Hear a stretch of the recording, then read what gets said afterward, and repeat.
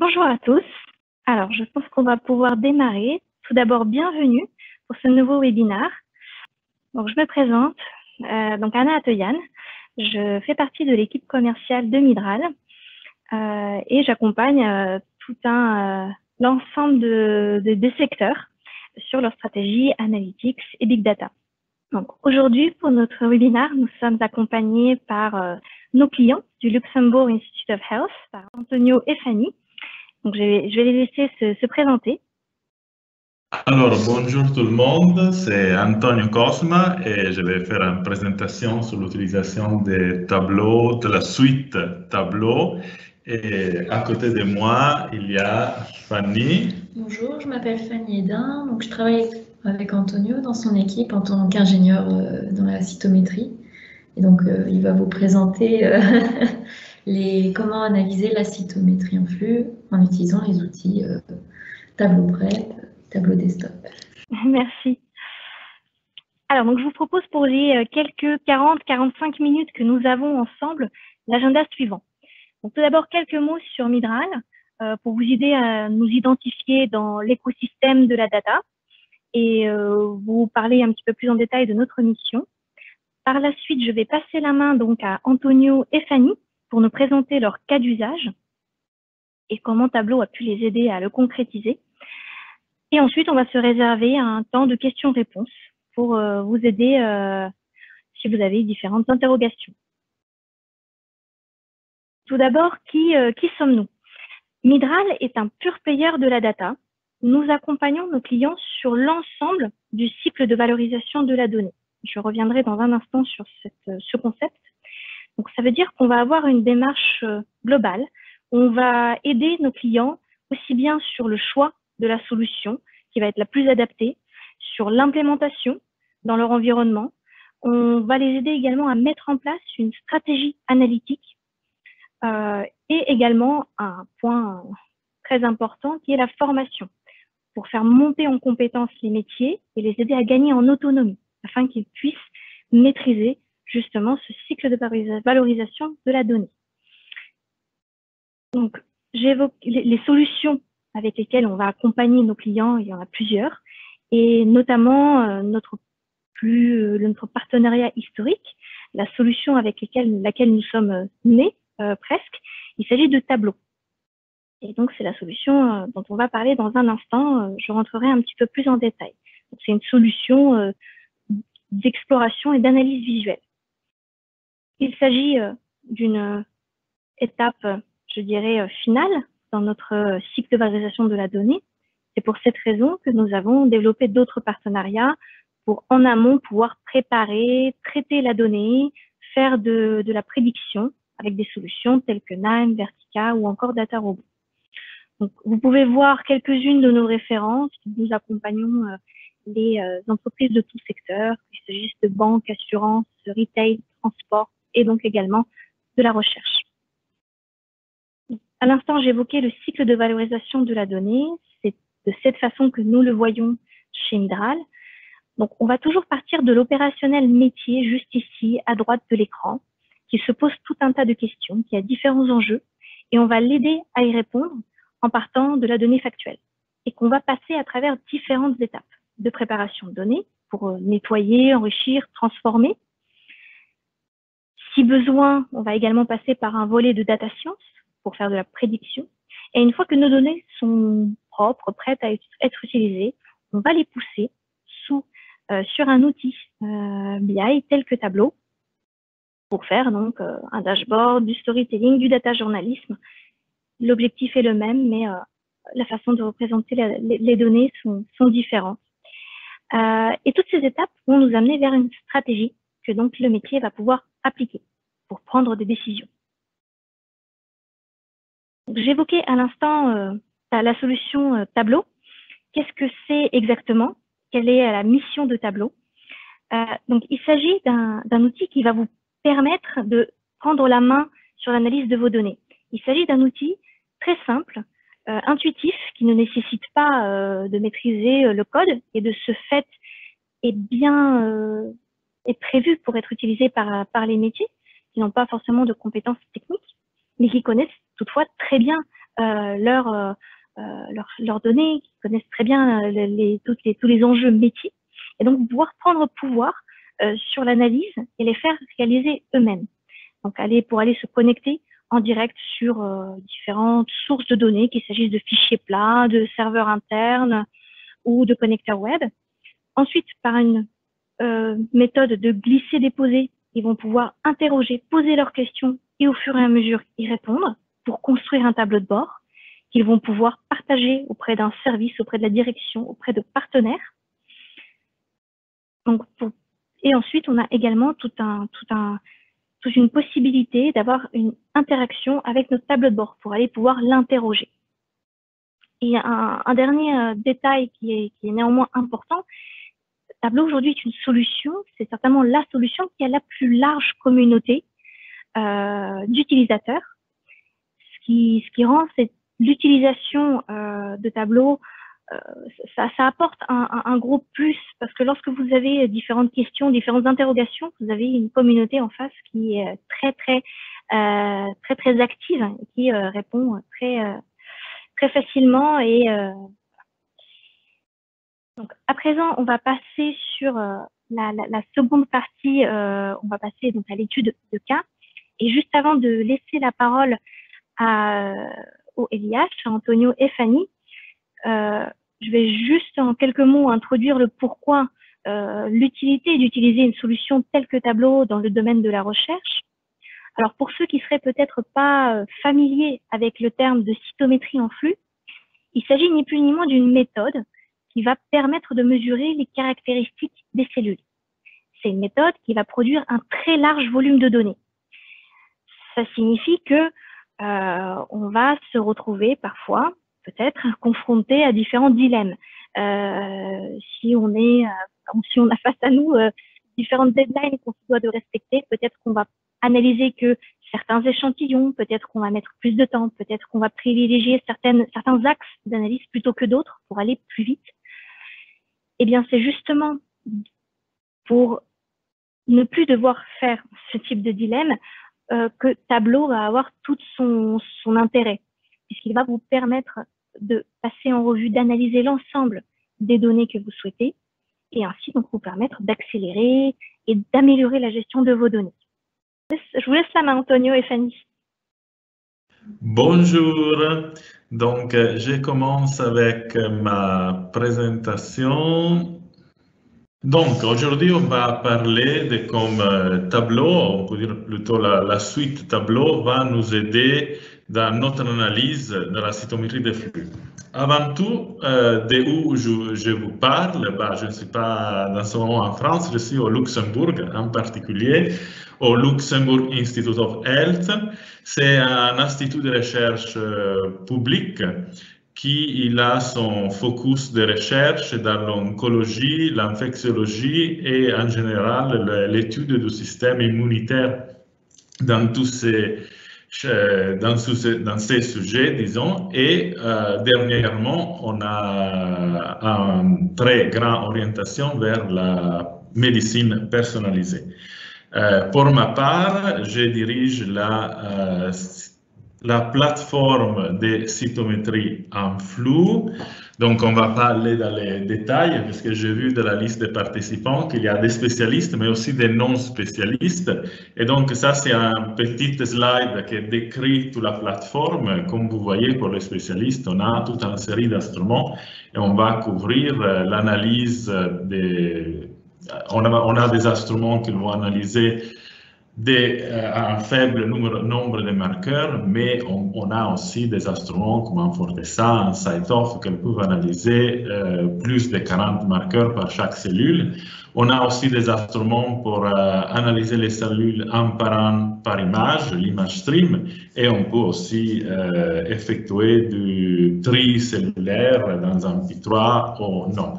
On va parler plutôt dans ces détails techniques. Pour les personnes qui ne connaissent pas la cytométrie en flux, je voulais dire quelques mots sur la cytométrie en flux.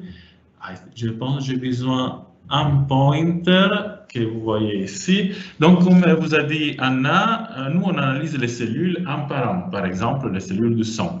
Et quand on prend ces cellules, on va les faire passer un par un dans un instrument qui s'appelle un cytomètre en flux. Ces cellules passent un par un en face d'un laser et chaque fois qu'ils passent en face d'un laser, on va mesurer un certain nombre de caractéristiques. Donc ici, vous voyez mes cellules qui passent et à côté, on va mesurer certaines caractéristiques. Normalement, communément, on parle d'expression de protéines sur les cellules. Et donc, qu'est-ce qu'on va obtenir? Puisqu'on analyse beaucoup de cellules, on a des fichiers énormes en termes de nombre de lignes. Donc, on peut arriver pour chaque fichier jusqu'à un demi-million, 1 million de lignes. Mais après, on analyse, par exemple, beaucoup de patients et on doit multiplier 7 millions pour le nombre de patients. Donc, le nombre de lignes, la grandeur des fichiers est énorme, aussi la quantité de données. Donc, on va vers le big data. Et aussi d'un point de vue des colonnes, des caractéristiques qu'on va mesurer pour chaque cellule, il y a 30 ans, on avait simplement 2 ou 3 colonnes et maintenant on peut arriver à plus de 50 colonnes avec les nouveaux instruments, plus de 50 caractéristiques. Donc on est vraiment dans le field des big data. Donc ici, c'est un peu comme nous, on analyse les données, une sorte de patois, schéma. Alors, il y a Fanny à côté de moi qui m'aide un peu avec le français. Elle fera attention que je ne mélange pas avec l'anglais, mais bon. Notre fichier, le fichier que tous les cytométristes connaissent, c'est le fichier FCS. Et après, on va analyser notre donnée avec un logiciel spécialisé pour la cytométrie. On a 2 façons d'analyser les données, en façon manuelle, on va voir après, et en façon automatique. Mais dans tous les 2 cas, à la fin, on a une sortie de données que c'est single cells, on va regarder les cellules un par un. Donc, les fichiers sont vraiment gros. Ou on peut faire une sorte d'agrégation, et cette agrégation, ça va nous aider soit d'un point de vue informatique, soit d'un point de vue analytique pour comprendre mieux notre donnée. Donc, alors, c'est très important aussi pour les personnes qui ne sont pas experts de cytométrie en flux. La première étape, la première analyse, qu'est-ce que moi j'appelle l'analyse de l'échantillon, est toujours effectuée par des logiciels spécialisés pour la cytométrie. Donc, c'est très important, la suite Tableau n'intervient jamais tout de suite, parce qu'on a toute une série de logiciels qui sont vraiment adaptés à l'analyse de ce type de données. Alors, pour les personnes qui connaissent, on a Flojo, Cytobank, Infinisight, Gemstone, et Calusa, et so on. Après cela, on peut faire 2 types d'analyse, ok? Analyse manuelle ou analyse automatique. L'analyse manuelle, c'est quand on va prendre notre cellule, on va les dessiner sur un graphique bidimensionnel. Et sur ce graphique bidimensionnel, on a 2 dimensions qu'on a analysées. Alors, rappelez-vous que normalement, on peut analyser plus de 50. Ici, on peut regarder seulement 2. Bon, on est sur 2 dimensions. Et on va dessiner des fenêtres pour sélectionner des groupes de cellules. Alors, cette action qu'on fait, sélectionner des groupes de cellules, est déjà une action d'agrégation. Okay? On ne va pas regarder les cellules un par un, mais on va analyser ce groupe globalement. Et après, on a des systèmes d'analyse automatique qui sont des systèmes de clustering ou des systèmes de réduction de dimensionnalité, comme la principale analyse par composante principale ou VISME. Donc, après ça, qu'est-ce qu'on a? On a toujours notre table. Alors, dans tout ce schéma, il faut se rappeler que on a toujours derrière un tableau dans lequel on a notre cellule, notre caractéristique, et quand on fait l'analyse, on va simplement enrichir cette table, ajouter des informations par exemple, si on fait une analyse par clustering, bah, on ajoute à chaque ligne le nom du cluster, ou le nombre de clusters. Si par exemple on fait une réduction des dimensionnalités, bah, simplement on va ajouter des nouvelles dimensions. Ça, par exemple, on a fait un TISNE, on a TISNE 1 et TISNE 2. Et quand on parle d'analyse un peu plus conventionnelle, analyse manuelle, bah, on va ajouter à chaque ligne, on peut dire, le nom de la population. Pour les cytométristes, bon, on a des monocytes, des cellules dendritiques et comme ça. Et là, on regarde tout comme les cellules sont, on considère les cellules dans cette table un par un. Mais on peut aussi les agréger. Et par exemple, on ne va pas regarder les cellules un par un, mais on dit, OK, ce groupe de cellules, on les appelle monocytes, ce groupe de cellules, on les appelle dendritic cells, et on va agréger les données à l'intérieur. Par exemple, on va considérer le nombre de cellules à l'intérieur de la population, ou la médiane, la moyenne de l'expression des différents marqueurs. On peut agréger à différents niveaux. Ici, on a agrégé à niveau de la population, mais on peut agréger, par exemple, à niveau des différents clusters. Et ici, vous voyez, on parle toujours des données agrégées. Et si on considère les nouvelles dimensions, par exemple, TISNE 1 et TISNE 2, on regarde les cellules un par un. Alors, à quel moment on commence à utiliser la suite des tableaux? Ici, il y a un petit schéma, on a notre fichier FCS et on a par exemple un des logiciels qui est communément utilisé de la cytométrie, Cytobank.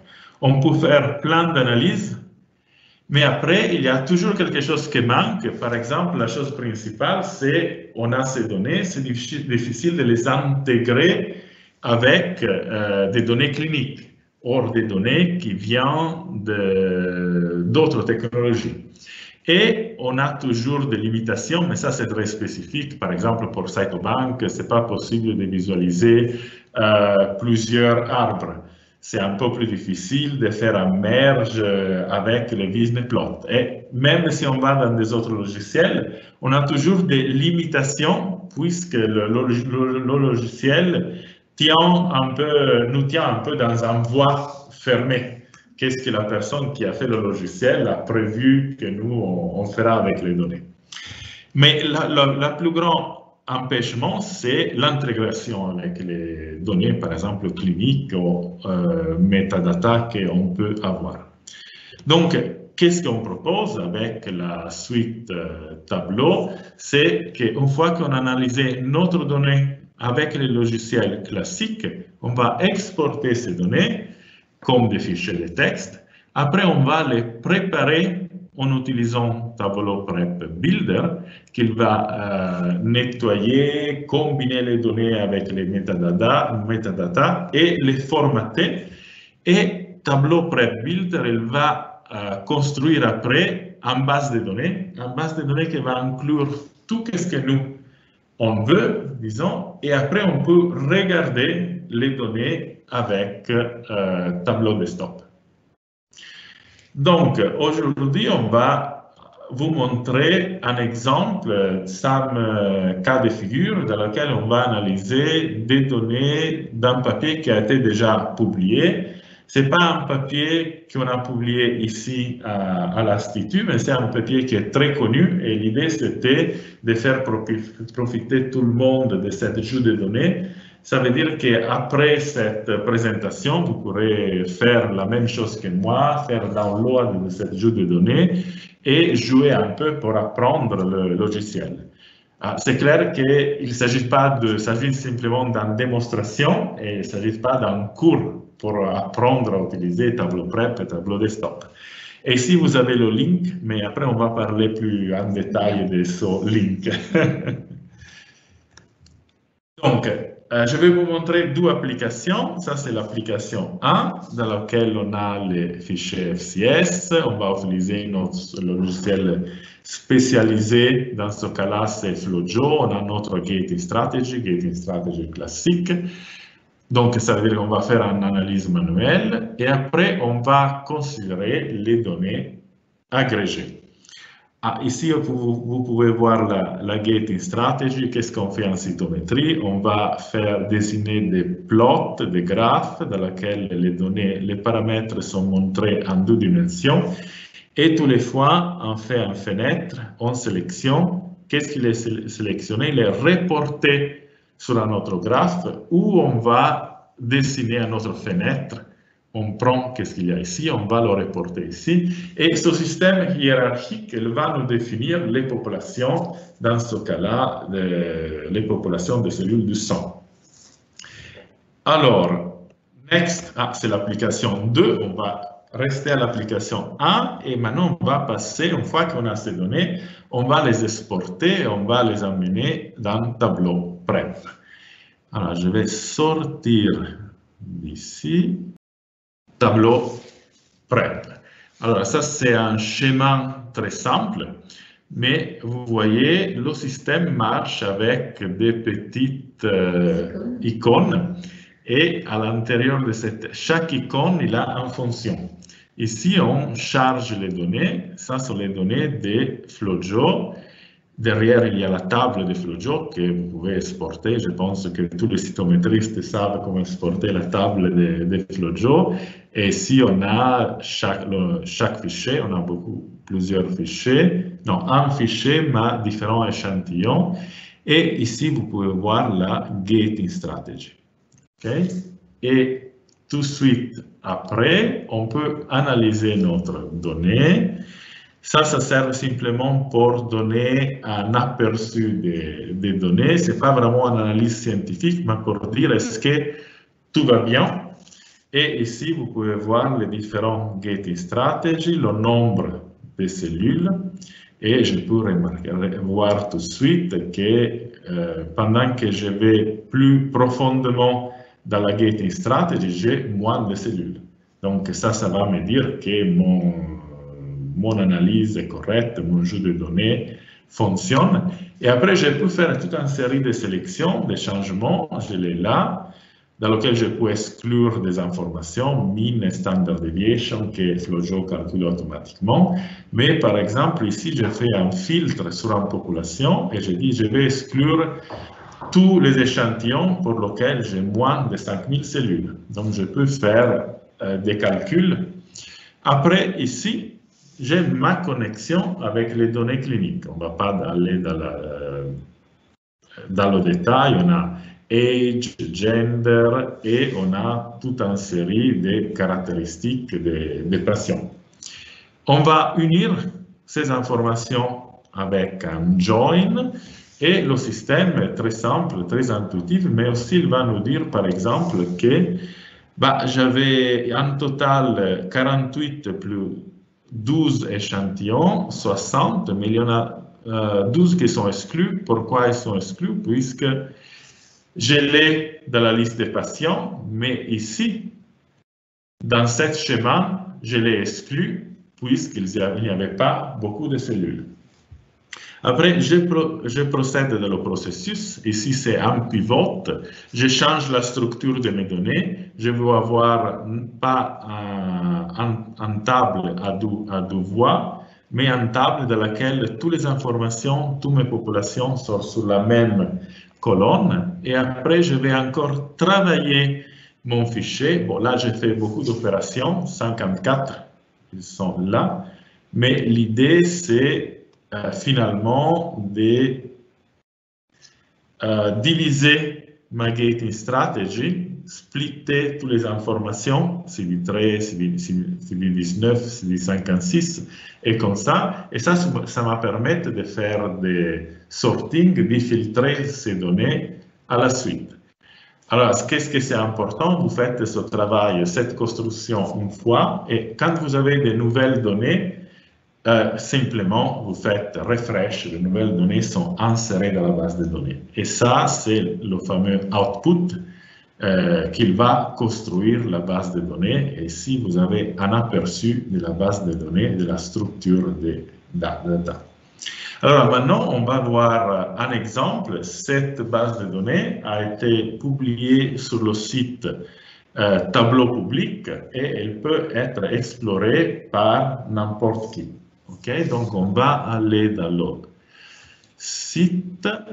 Ok, ça c'est Tableau public et vous avez toute une série de données qui sont publiées. Ça c'est le site qui a fait Fanny. Et on a 3 jeux de données qui ont été analysés, mais on va rester sur ce jeu de données-là, qu'on vient de travailler avec Tableau Prep. Je vais ouvrir. Et ici, c'est public, chacun peut regarder. Vous pouvez même faire download des données et les analyser, télécharger les données. Et qu'est-ce que c'est très important? Ça, c'est très utile pour les publications, puisque souvent, il y a des publications qui vous demandent de publier les données et de les rendre explorables par les reviewers ou explorables par les lecteurs. Et ça, avec le système Tableau public, vous pouvez publier jusqu'à, je pense, 10 gigabytes de données, et tout ça gratuitement. Vous ne devez pas payer un serveur, quelqu'un qui vous héberge les données. Donc ici, Fanny a fait une très jolie représentation. On a notre patient, le numéro des patients, l'âge. Si on a un échantillon de sang, un échantillon de poumon, un échantillon de poumon avec la tumeur. Et si on descend, on a le nombre de cellules brutes, mais on a aussi le pourcentage de parents. Okay? Donc, on a toutes les populations et les 3 cohortes de patients. Qu'est-ce qui c'est joli? Par exemple, je peux dire, OK, mais pourquoi ce patient est là? Je peux le sélectionner et immédiatement, je vais regarder les caractéristiques. Ça, c'est le patient de 136, il a 58 ans. C'est un échantillon tumoral et c'est un stage 1B adénocarcinome. Donc, vous voyez, c'est très facile d'explorer les données, de se poser des questions. Et ici, on ne va pas aller dans toutes les représentations, mais brièvement, ici, on a la représentation de la gating strategy avec le nombre absolu de cellules. Donc, on peut aller regarder dans les détails. Par exemple, un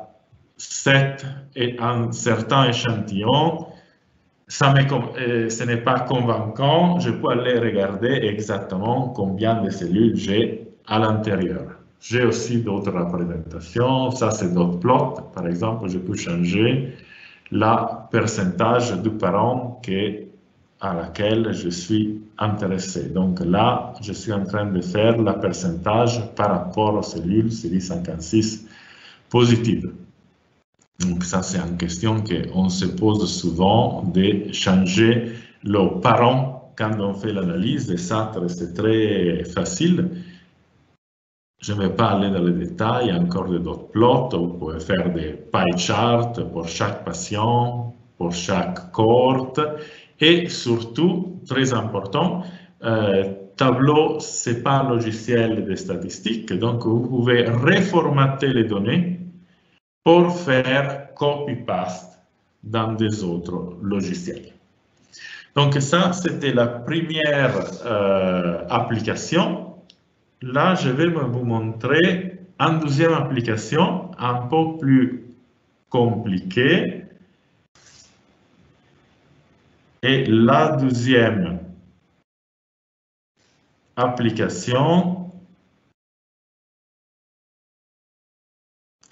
c'est une application dans laquelle on va faire une analyse automatique et on va regarder les cellules en par un. Okay, ça, c'est une petite représentation, mais on va la faire ensemble. Donc, je vais ressortir à nouveau du PowerPoint, Tableau Prep. Et vous voyez que là, c'est un peu plus compliqué. On ne va pas aller dans les détails, mais on va se connecter avec, dans ce cas, les coordonnées de l'arbre de Spade. Pour qui connaît l'algorithme, il sait qu'il y a une sorte d'arbre dans lequel on peut trouver notre cluster. Ici, on a l'information des patients. Et ici, on a toutes les cellules un par un avec toutes les informations. Alors, on ne va pas aller dans les détails. Vous voyez que le schéma est plutôt long, mais à la fin, on peut sortir avec une série de bases de données. On a two-way space, une table à toutes dimensions. Dans cette table beaucoup plus petite, on a fait une agrégation. Et ça, c'est un autre type de table, plutôt un database vertical, pour les personnes qui connaissent un peu les bases de données. Et maintenant, on va pas aller directement online avec tableau online, mais on va ouvrir tableau desktop. On va ouvrir un tableau desktop complètement blanc pour vous montrer comme il est facile d'analyser les données. Vous voyez qu'en 2-3 minutes, on commence à voir déjà quelque chose de consistant et facilement interprétable. OK, donc on va fermer ici. Tableau. OK, ça c'est une représentation VISM que tout le monde connaît, mais on va vraiment commencer quelque chose de vide. Il n'y a absolument rien. On a toute notre dimension ici à gauche. Et je veux voir les coordonnées de Spade. Donc, je vais glisser mes coordonnées. Je veux voir les clusters un par un. Donc, je prends cluster, je le mets à level of details. Mais je ne veux pas voir la somme. Je vois average. Average. OK, ça, on a notre arbre. Et après, je veux voir combien de cellules j'ai dans chaque cluster. Je veux voir par circle, percentage of parent, as dimension. Je vois déjà que chaque cluster ne contient pas le même pourcentage de cellules. Après, je veux dire, OK, est-ce que j'ai des différences entre mes cohortes de patients? Alors, je prends sample type, je vais le mettre en colonne. Et je vois immédiatement, ici j'ai mon sang, ici j'ai le poumon, et ici j'ai la tumeur. Je vois immédiatement qu'il y a des différences entre le sang et les tissus, et je commence à identifier des différences dans mon tissu. Je me demande quel type de cellules ils sont, et ça c'est la dernière question. Est-ce qu'elles sont CD14 par exemple? Ça c'est un des paramètres. Je le glisse ici dans la couleur. Je vois que les cellules CD14 sont plutôt là. Je vais recolorer. Je n'aime pas cette couleur. OK, mes cellules CD14 sont plutôt dans cette zone. Mais on sait tout qu'en cytométrie que quand on a une échelle, il faut un peu régler cette échelle. Le bord entre cellules négatives et positives n'est jamais le même pour chaque marqueur. Donc, je vais dupliquer. Je ne veux pas voir ça, mais je veux voir l'expression de, par exemple, CD14 contre CD3. Je veux voir vraiment tous mes clusters. Ça ne m'intéresse pas de les regarder comme ça. Je veux vous regarder tous les patients et tous les sample types. Je les fais un peu plus petites, pas trop petites. Et donc là, si je regarde mes données, ce ne sont pas vraiment mes données, mais je peux enlever cette couleur, ça va m'influencer un peu. Je vais dire que mon limite des cellules CD14 positives et CD14 positives, c'est autour de 1,5. Donc je vais à nouveau ici, je dis, je vais changer mon échelle et je vais dire mon centre c'est à 1,5. OK, donc moi j'ai un très beau graphique qui va me dire que les cellules de sang sont différentes en proportion par rapport aux cellules des poumons, puisque j'ai un groupe de cellules CD14 qui est beaucoup plus exprimé, que je trouve ici. Et si je vais plutôt regarder les différences entre la partie du poumon sans ou avec la tumeur, je peux déjà dire que ces différences ne sont pas localisées dans des cellules qui sont CD14 positives. Alors, à ce moment-là, je pense que je vais vous démontrer que dans 3-4 minutes, on a commencé vraiment à faire une analyse très poussée et on peut même regarder presque les cellules un par un, chose que si je vais ici, je vais désagréger. Ça prend un peu, mais ici, on est retourné vraiment à un plot qui est un plot typique de cytométrie classique. Normalement, avec tous les nouveaux logiciels, si vous transférez des données, si vous voulez voir les données brutes, vous devez retourner par exemple sur le FlowJo. Dans ce cas-là, si vous exportez toutes les données, dans un seul environnement, vous avez l'analyse visuelle agrégée, mais vous pouvez vraiment retourner à regarder les populations. Et avec ça, je pense que j'ai terminé mon temps. Et bon, je vous laisse les questions. Merci Antonio. Alors, donc là, vous avez nos coordonnées. Si vous souhaitez me contacter, contacter Antonio, contacter Fanny pour avoir plus d'informations. Sachez également que chez Midral, on vous propose une session de Midral Doctor, ce qu'on appelle, puisqu'effectivement, une session de questions-réponses, ça peut être un peu court pour répondre à l'ensemble de vos interrogations. Donc, ce qu'on peut vous proposer, c'est de nous contacter par mail ou directement via le formulaire depuis notre site internet. Donc, vous avez juste ici les coordonnées. Et on vous propose pendant 1 heure un temps avec un de nos experts pour répondre à vos différentes questions. N'hésitez pas également à consulter nos différentes ressources disponibles sur notre site, sur LinkedIn. On réalise chaque mois 2 webinaires à minimum. On publie également beaucoup de contenus, beaucoup d'articles de blogs qui sont à valeur ajoutée, qui seront certainement très intéressants. Et donc moi, je vous remercie de votre participation. À présent, je vous propose un temps de questions-réponses. Donc, je ne sais pas si Farok, on a quelques questions, et dans ce cas-là, moi-même ou Antonio, on pourra y répondre. Oui, bonjour à tous et merci du coup pour cette présentation. Effectivement, il y a eu des questions.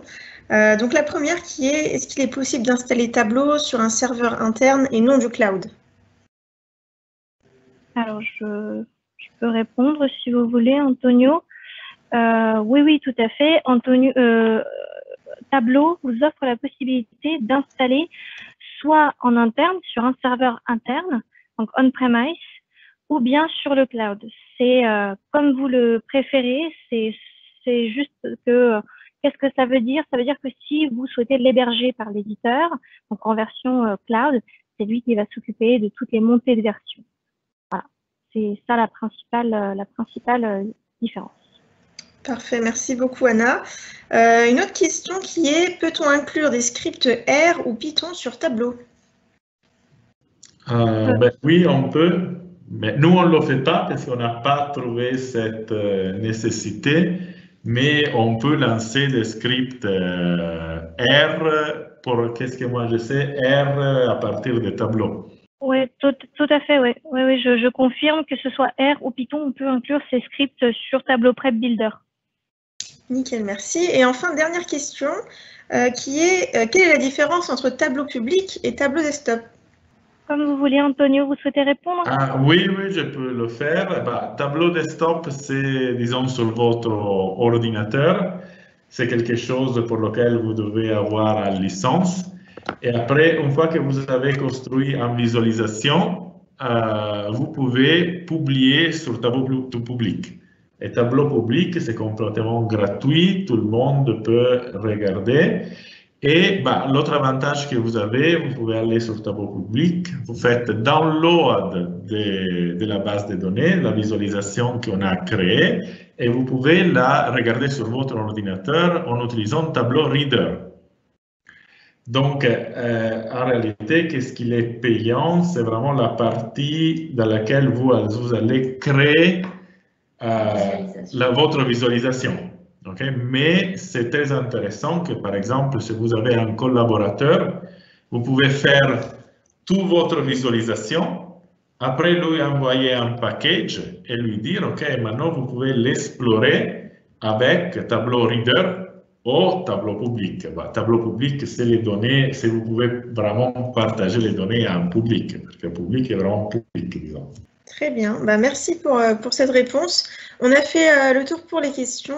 Si c'est bon pour vous, Anna et Antonio, je vous invite à clôturer. Merci à tous. Au revoir. Très bonne journée. Merci. Merci.